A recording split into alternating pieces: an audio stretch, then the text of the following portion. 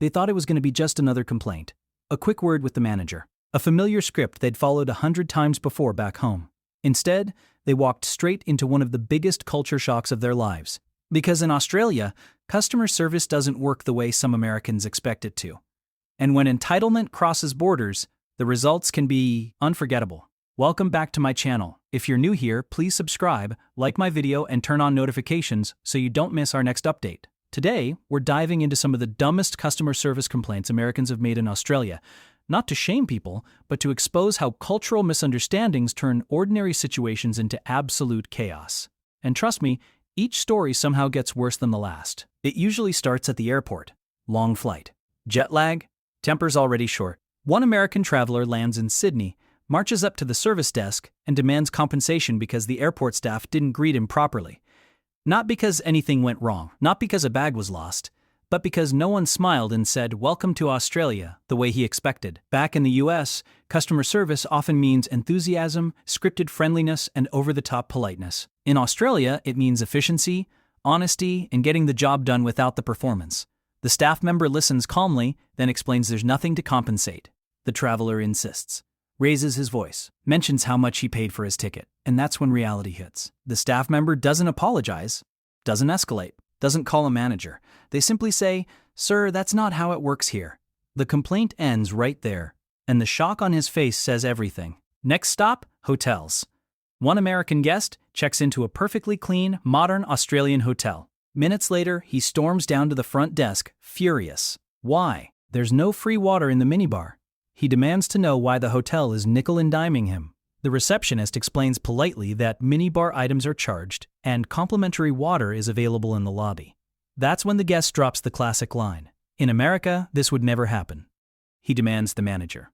The manager arrives and agrees with the receptionist. No discounts, no freebies, no dramatic apology, just a calm explanation that services cost money and guests are expected to read the information provided.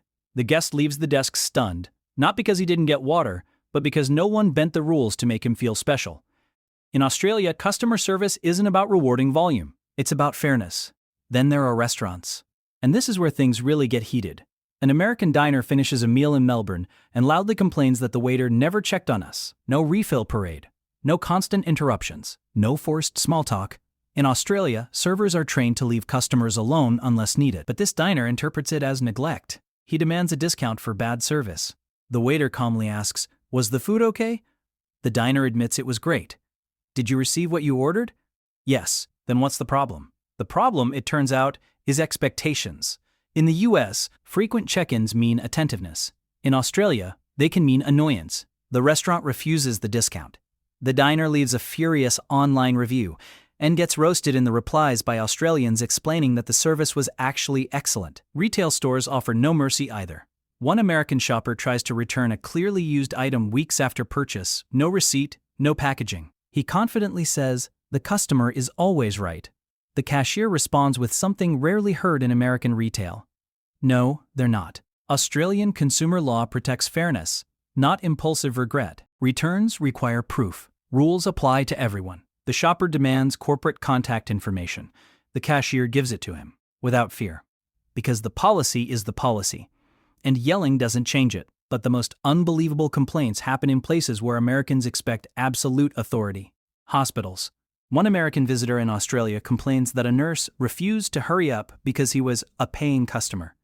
The nurse explains calmly that triage is based on medical urgency, not attitude or nationality. The patient argues that in the US, faster service can be bought. The nurse replies with a sentence that ends the conversation instantly. Here, everyone waits their turn. No escalation. No guilt. No bending the system. Just equality. And that's when it hits them. Australia doesn't treat customers like kings. It treats them like adults. Customer service call centers bring another layer of confusion.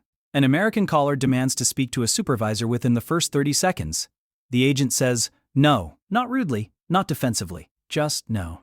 Because in Australia, frontline staff are empowered to resolve issues, not just read scripts. The caller raises their voice. The agent calmly warns them. The caller keeps going. The call ends. Disconnected.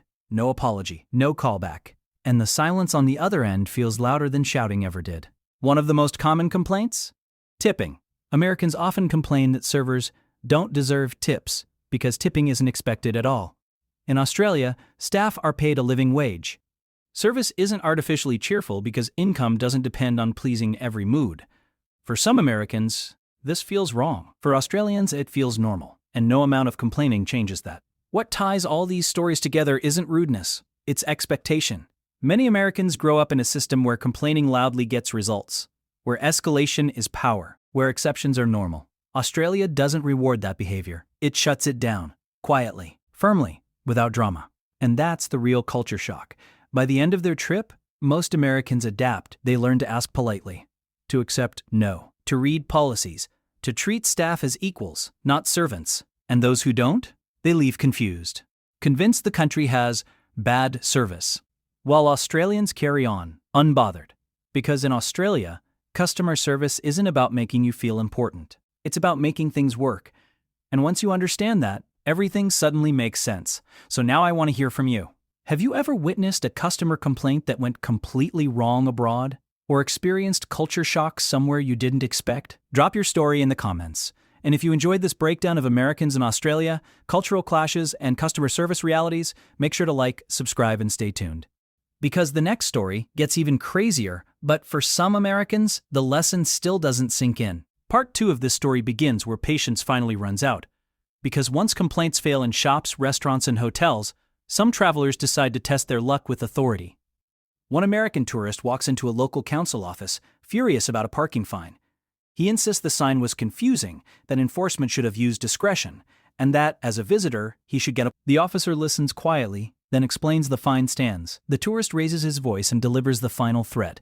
"I'm filing a formal complaint." The officer nods and replies, "You're welcome to." The fine still applies. No fear, no scrambling, no sudden change of tone. Because, in Australia, rules don't bend just because someone is loud or foreign.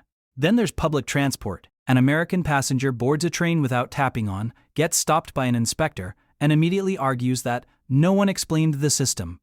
He demands leniency. The inspector calmly issues the fine anyway. The passenger insists this would never happen in the US. The inspector responds with a sentence that ends everything: "You're not in the US." And that's when the truth finally lands. Australia doesn't operate on emotional pressure. It operates on shared responsibility. By the end of these encounters, most Americans don't feel angry anymore. They feel embarrassed, because what they thought was bad service was simply a country refusing to play along with entitlement. And that realization? That's the real customer service lesson Australia teaches, whether visitors are ready for it or not.